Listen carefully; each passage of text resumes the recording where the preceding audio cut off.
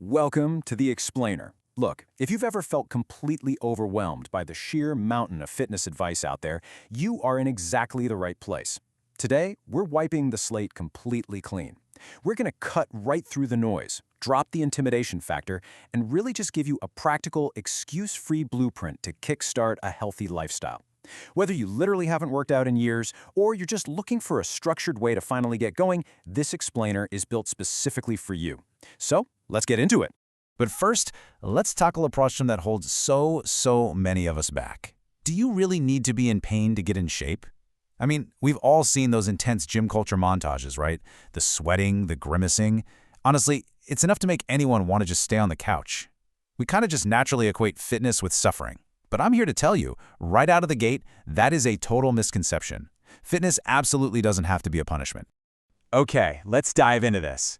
Here is our ultimate beginner syllabus for today. First, we'll be busting common fitness myths. Second, setting your SMART goals. Third, the magic of habit stacking.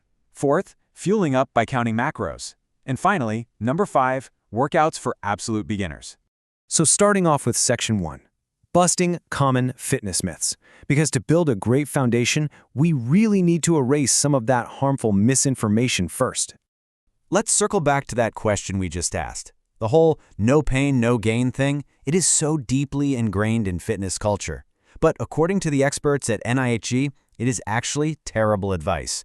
The reality here is that training through real pain, like a sharp joint pain or a genuine injury, that actually inhibits your muscle response and it completely alters your normal movement patterns, which, you guessed it, just leads to more injury. Now, feeling your muscles working, like that dull lactic acid burn, that's totally fine. That's actually beneficial. But actual unusual pain, that means you need to stop.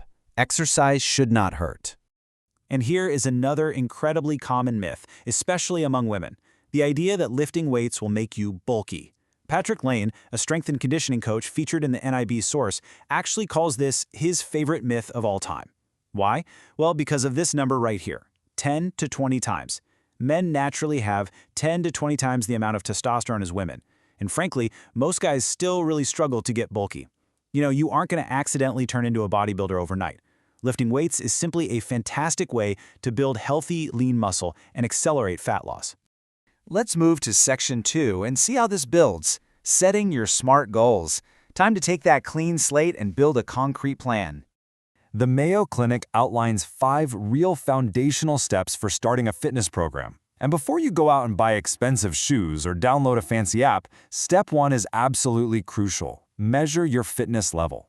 You really need to find your baseline first.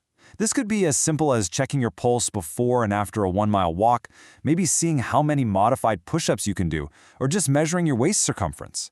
You have to know exactly where you're starting so you can effectively measure and, actually celebrate your progress later on. From there, you design your program, gather your gear, get started slowly, and just keep checking that progress. But how do you actually design that program? Well, you use the SMART Goals framework. This comes highly recommended by the Cleveland Clinic. Your goals shouldn't be vague, so instead of just saying, I want to walk more, make it specific and measurable. Something like, I want to walk 6,000 steps a day. Make sure it's attainable for your current fitness level, relevant to your overall health why, and timely, meaning you put a time frame on it, like hitting that step count every day for the next month. It's this kind of structured intention that really separates just wishing for something from actually achieving it. Section 3, the magic of habit stacking. Because, honestly, knowing what to do just isn't enough. We need to know how to do it consistently. So, we have the goals, but the real challenge is actually doing the work day in and day out. That brings us to this truly brilliant behavioral hack called habit stacking. The American Heart Association defines this as connecting a new, beneficial habit to an existing, established routine. Think about it. Instead of trying to magically carve out a brand new 45-minute block in your already jam-packed day, you simply take a tiny new healthy habit and stack it right on top of something you already do on autopilot. It makes building that new routine practically automatic. And this brilliantly illustrates exactly how simple that can be in practice. When you turn on the morning news, try just doing 10 toe touches while you listen. Or, before you sit down at your computer to work for the day, do a quick set of seated exercises. When you're listening to a podcast, heck, maybe even right now while listening to this explainer, stand up and stretch those leg muscles. These little micro habits seamlessly integrate into your daily life without completely upending your schedule. All right, Section 4, Fueling Up, Counting Macros. Now we're talking about the fuel required to actually run the machine we're building. As we build up these new habits and set our goals, we really have to talk about nutrition. You've probably heard fitness influencers throw around the phrase counting macros, and yeah, it can sound pretty intimidating, but Healthline breaks it down so simply. Macronutrients are just the three main categories of nutrients you eat that give your body energy. We're talking carbohydrates, fats, and proteins. That's literally it. Your body needs all three of those to maintain its critical functions. Now, what's really interesting about this is how viewing your food through this macro lens changes everything. A sample macronutrient breakdown for a total beginner might look a bit like this: 40% carbs, 30% protein, and 30% fats. By tracking these macros instead of just blindly counting calories, you're suddenly forced to focus on the actual quality of your food. Because think about it, a 500-calorie sugary pastry and a 500-calorie plate of salmon, sweet potato, and avocado, those are going to affect your body, your energy levels, and your muscle recovery in two completely different ways. To really understand the math behind this fuel, it helps to know about density. Carbohydrates and proteins both provide about 4 calories per gram, but fats pack 9 calories per gram. They are more than double the energy density. This is exactly why just a small handful of nuts or a heavy drizzle of olive oil carries a surprising amount of calories. Understanding this little math trick helps you balance your plate so you have plenty of energy for your workouts without accidentally overdoing it. And finally, Section 5, Workouts for Absolute Beginners.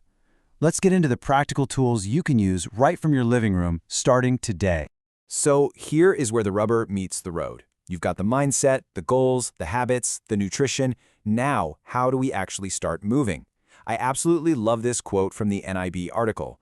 Any activity is better than no activity. No lycra necessary. You do not need expensive, tight gym clothes to start. Getting your heart rate up while vacuuming the living room, briskly walking to the train station, gardening, or just vigorously playing with your kids, that completely counts as exercise. But hey, if you're someone who thrives on a structured program, one of the best out there is the free NHS Couch to 5K program. It is designed specifically for absolute beginners. We're talking just 3 runs a week over a 9-week schedule, using a mix of running and walking to really gently build your stamina.